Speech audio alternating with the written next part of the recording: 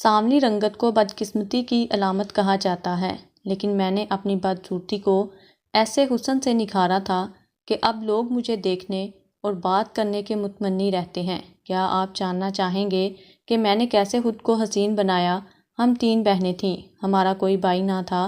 Nadia اور کافیہ میری بڑی بہنیں بے حد حسین اور خوبصورت تھیں، لیکن میں سانولی رنگت اور قبول صورت لڑکی تھی، لیکن میں گھرداری اور باقی کاموں میں بہت طاق تھی۔ میری دونوں بڑی بہنوں کی شادیاں ہو چکی تھیں، جبکہ چھوٹی ہونے کے سبب میں ابھی غیر شادی شدہ تھی۔ اب میری بیوہ ماں کو میری شادی کی فکر کھائی جاتی تھی۔ وہ نادیہ اور کافیہ سے کہتی رہتی کہ تم لوگ اب چھوٹی کی فکر کرو تاکہ میرے سر سے بوجھ اترے۔ نہ جانے کم شکل صورت اور سانولی رنگت کی لڑکیاں ماں باپ کو بوجھ ہی کیوں لگتی ہیں۔ ایک روز نادیہ نے ماں کو خوشخبری سنائی، رشتے کے ایک دور کے دیور نے اس کے ذمے یہ فریضہ لگایا ہے کہ اپنے خاندان سے کوئی لڑکی اس کے لیے تلاش کرے۔ نادیہ نے غفار کے سامنے میرا ذکر کیا اور یہ بھی کہا تم امی کے گھر چل کر ایک نظر میری بہن کو دیکھ لو، لیکن غفار نے جھجکتے ہوئے کہا کہ مجھے لڑکی دیکھنے کی ضرورت نہیں ہے بھابی، وہ امی دیکھ لے گی۔ آپ کی بہن آپ کی ہی جیسی ہوگی اور آپ تو اپنی مثال آپ ہیں۔ غفار نے نادیہ کے حسین روپ کو دیکھتے ہوئے کہا۔ نادیہ نے بھی اتراتے ہوئے کہا ہاں میرے جیسی ہی ہے۔ نادیہ نے کہا تو غفار مسکراتے ہوئے بولا کہ پھر تو ٹھیک ہے بھابی، مجھے آپ جیسی ہی شریک حیات چاہیے۔ نادیہ کی میرے جیسی کہنے سے مراد عادات اور اطوار اور سلیقہ شعوری تھی، جبکہ غفار کا مطلب صورت و شکل سے تھا، اور صورت شکل میں تو نادیہ محض خوبصورت نہیں بلکہ لاکھوں میں ایک تھی۔ بس وہ سمجھا جیسی حسین نادیہ ہے اس کی بہن آمنہ بھی ویسی ہی ہوگی۔ غفار نادیہ کا رشتہ میرے دیور لگتا تھا، اگر حقیقی دیور ہوتا تو اس کو معلوم ہوتا کہ میں دکھنے میں کیسی ہوں۔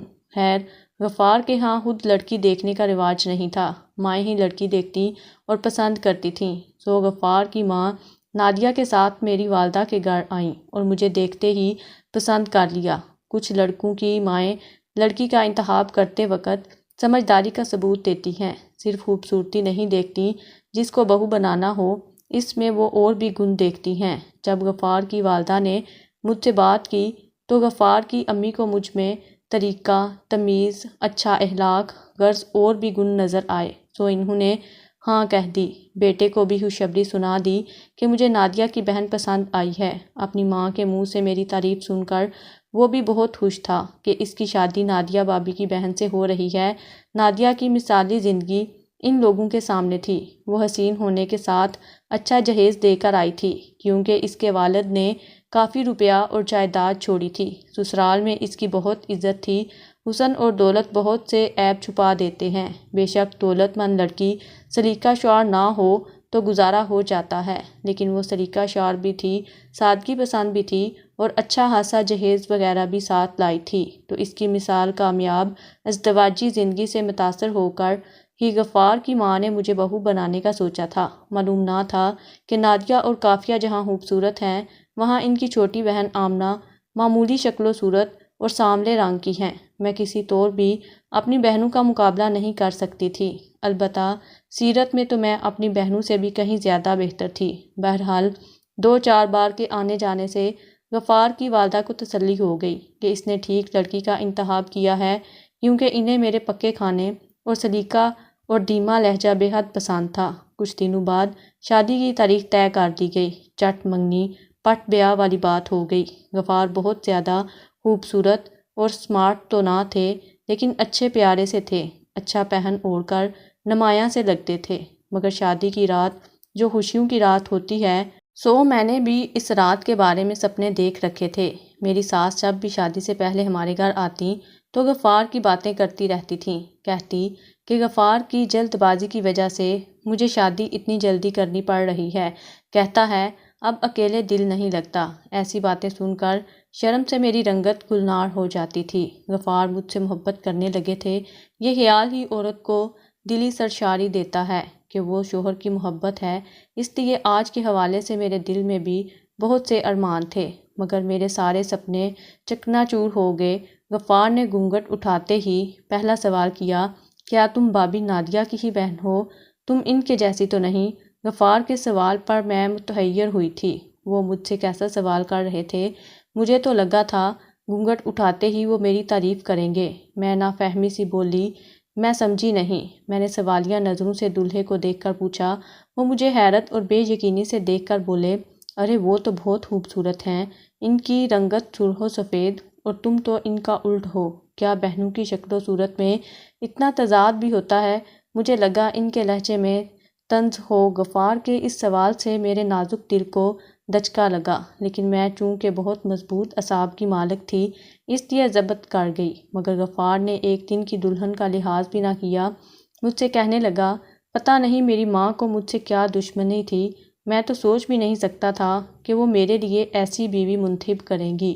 انہوں نے مجھے تمہارے رنگ روپ کے بارے میں کچھ نہیں بتایا تھا۔ میری ماں تو کہتی تھی کہ وہ نادیہ جیسی ہی ہے۔ تم تو سایہ لگ رہی ہو، گہرے کالے رنگ کا سایہ جو تیز دھوپ میں دکھتا ہے۔ غفار کا ایک ایک جملہ میرے دل پر کسی نشتر کی طرح سے لگ رہا تھا۔ کہنے لگا، مجھے تمہاری بہن کی تمہارے لیے بے جا تعریف اور اپنی ماں کے کہنے پر تسلی ہو گئی۔ میں نے تو تصویر بھی نہ مانگی۔ میں نے بڑا برا کیا خود پر۔ میں تمہارے ساتھ نہیں رہ سکتا، میرا تمہارا گزارا مشکل ہے۔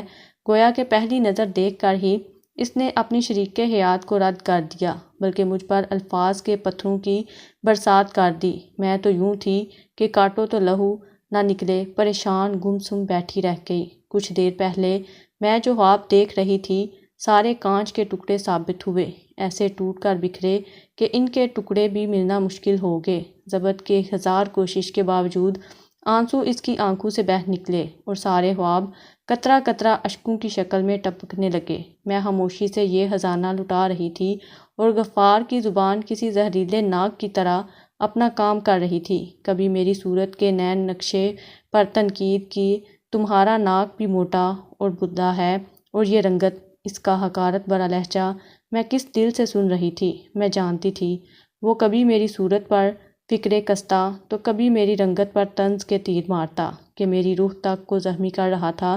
تب ہی میرا صبر جواب دے گیا اور میں پھٹ پڑی۔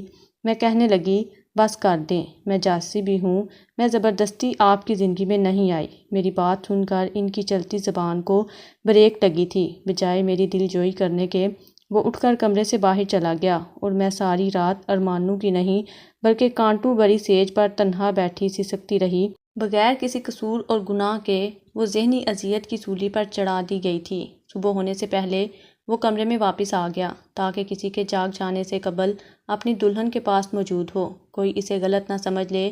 دوسرے دن ولیمہ تھا۔ وہ سب سے ہنس ہنس کر باتیں کر رہا تھا جیسے رات کو کچھ ہوا ہی نہیں۔ میں سوچتی رہ گئی کہ مرد اتنے ظالم اور شفاق بھی ہوتے ہیں۔ کیا میری زندگی تباہ کر کے میرے ارمانوں کا گلا گھونٹ کر وہ کس طرح چہرے پر مسکراہٹ سجائے ہوئے ہیں اور سب سے ہنس ہنس کر مل رہا ہے۔ ایک مہینہ یوں ہی خاموشی سے گزر گیا۔ وہ جب بھی دیکھتا نفرت سے رخ بدل لیتا، دو گھڑی بات بھی کرتا تو دل ہاک کر کے رکھ دیتا۔ وہ ہر وقت نادیہ کے حسن کے قصیدے مجھے سناتا اور ٹھنڈی آہیں بھرتا، کہتا کاش کہ تم بھی اپنی بہن جیسی ہوتی تو پھر میں تمہیں بتاتا کہ محبت کیا ہوتی ہے۔ بھلا تجھ جیسی شکل والی کے پاس تو بیٹھنے کا دل ہی نہیں چاہتا۔ وہ جب بھی بات کرتا ایسے ہی جلی کٹی سناتا۔ میں بہت بہادر لڑکی تھی۔ میں نے ہر طرح سے حالات کا مقابلہ بڑی سمجھداری سے کرنے کی ٹھان لی تھی، لیکن ساس نے محسوس کر لیا کہ کوئی گڑبڑ ضرور ہے۔ اس نے مجھ سے پوچھا، تم دونوں کھچے کھچے کیوں رہتے ہو؟ میں طنزیہ مسکرا کر بولی، یہ سوال آپ اپنے بیٹے غفار سے پوچھیں۔ ماں کا شک یقین میں بدل گیا۔ شام کو جب غفار گھر آیا، ماں نے اپنے کمرے میں بلا کر اس سے پوچھا، تم کچھ اکھڑے سے رہتے ہو، بیوی کے ساتھ بھی تمہارا رویہ پھیکا پھیکا سا ہے، کیا بات ہے غفار؟ کیا آمنہ نے کچھ کہہ دیا ہے یا اس سے کوئی غلطی ہو گئی ہے؟ اگر کوئی ایسی بات ہے تو مجھے بتاؤ، میں اسے سمجھا دوں گی۔ امی وہ ہرگز مجھے قبول نہیں ہے، آپ نے میرے ساتھ بہت زیادتی کی ہے۔ سارے جہاں میں میرے لیے آپ کو یہی ایک لڑکی ملی تھی، اپنے اکلوتے بیٹے کے آنگن میں اتارنے کے لیے میرے لیے یہی چاند رہ گیا تھا۔ اگر کوئی اس سے بھی زیادہ حبشی شکل مل جاتی تو کیا اس کو بھی بہو بنا لیتی؟ آپ کی پسند کو میں اس قدر گیا گزرا نہیں سمجھتا تھا۔ امی میں نے آپ پر بھروسہ کیا تھا، میرا اعتماد مجھے لے ڈوبا، کم از کم اس کی رنگت پر تو غور کر لیا ہوتا نا، اور آپ نے مجھے یہ کیوں کہا کہ وہ نادیہ جیسی ہی ہے؟ میں تو سمجھا وہ بابی جیسی ہی حسین شکل ہوگی۔ وہ چلا کر بات کر رہا تھا اور میں باہر کھڑی آنسو بہا رہی تھی۔ میری ساس نے کہا، کیا مطلب ہے تمہارا غفار؟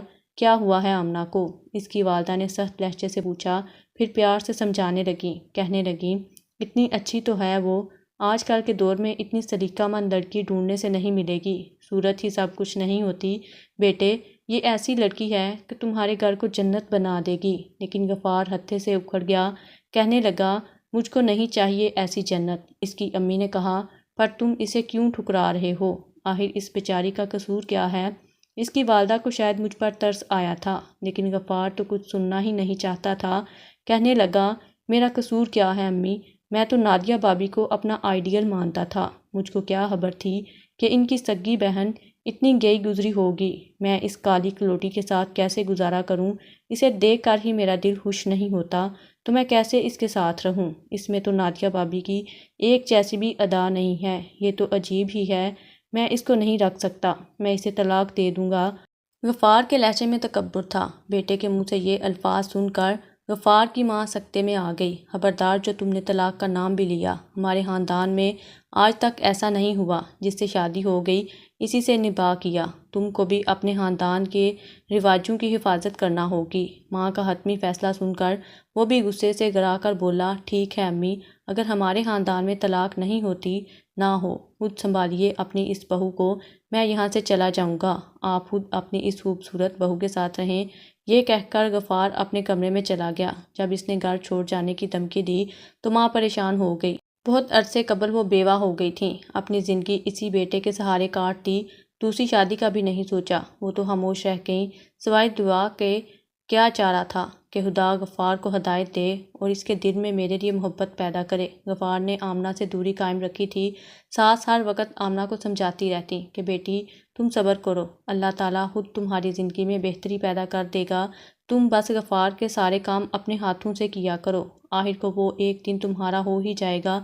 میں نے ساس کی بات مان لی، میں شوہر کے تمام کام اپنے ہاتھوں سے کرتی، ساس کی بھی خدمت کرتی، ایک بیٹی کی طرح ان کا خیال رکھتی، لیکن غفار کا پتھر دل پھر بھی نہ جیت سکی، اس کو خود سے محبت کرنے پر مجبور نہ کر سکی۔ غفار کی بے روحی اٹل تھی۔ ایک دن کچھ مہمان آئے ہوئے تھے، غفار ان کے ساتھ بیٹھا تھا۔ کہا، چائے بنا کر مہمانوں کو دو۔ میں نے حکم کی تعمیل کی۔ میں نے مہمانوں کے سامنے کیک، سموسے، چائے وغیرہ رکھے۔ جب غفار کے سامنے پلیٹ رکھی تو اس نے اٹھا کر پرے پھینک دی۔ کہا کہ یہ صاف نہیں ہے، حالانکہ پلیٹ بالکل صاف تھی، صرف میری اہانت سب کے سامنے کرنا چاہتا تھا، اور اس نے ایسا ہی کیا تھا۔ شرمندگی کے مارے میری آنکھوں میں آنسو آ گئے اور میں اپنے کمرے میں آ گئی۔ آج تو آنکھوں سے نہ تھمنے والی جھڑی لگ گئی تھی۔ میرے آنسو پونچھنے والا بھی کوئی نہیں تھا۔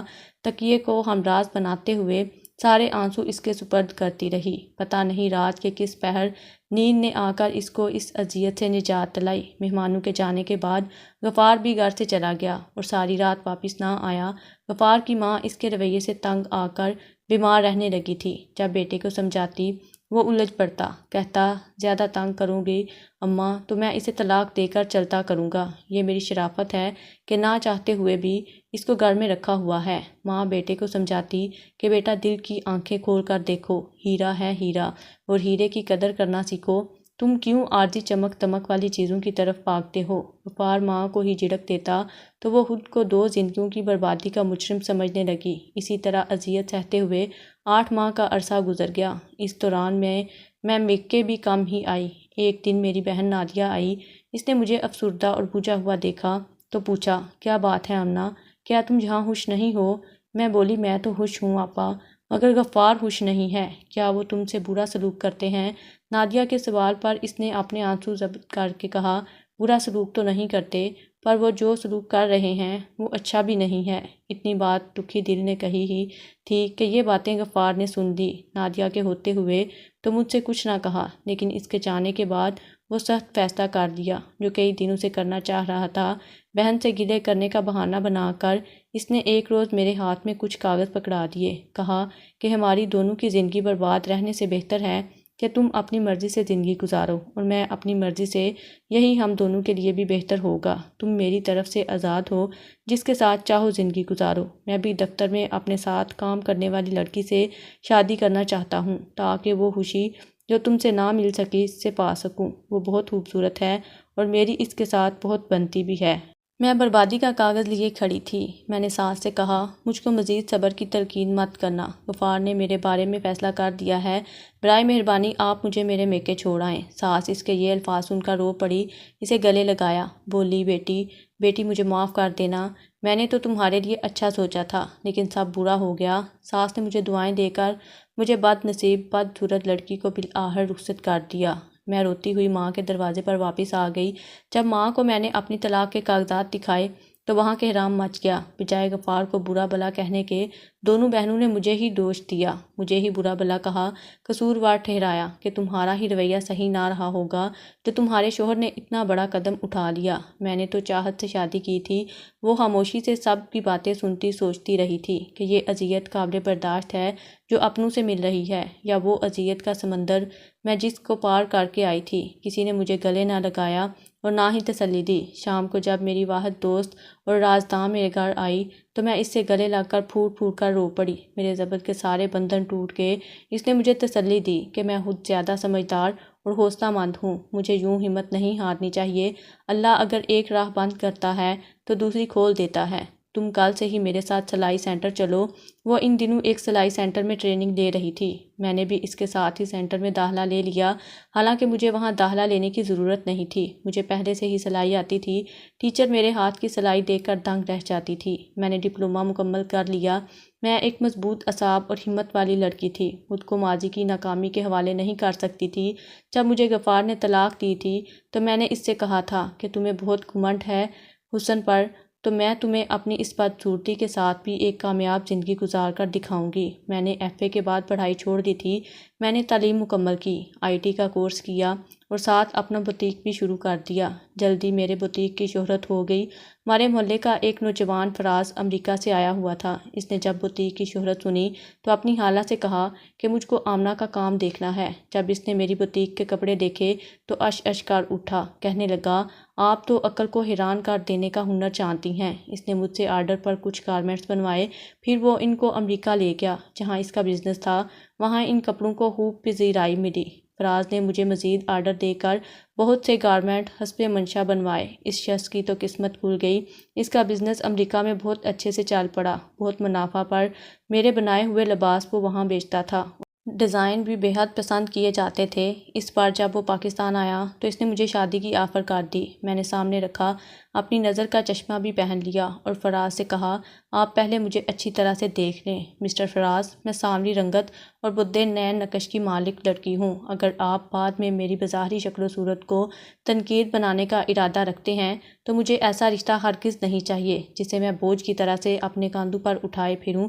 فراز میری بات سن کر مسکرانے لگا، کہنے لگا، اللہ کی بنائی ہوئی صورتوں پر میں کون ہوتا ہوں عیب نکالنے والا، وہ بہترین مصور ہے، اس کی تراشی ہر صورت ہی پیاری ہے۔ بے فکر رہیں آمنہ، مجھے آپ کی شکل و صورت کے ساتھ ساتھ آپ کی ذہانت نے متاثر کیا ہے، میں خود کو خوش نصیب سمجھوں گا۔ میں نے فراز سے شادی کر لی اور امریکہ چلی گئی۔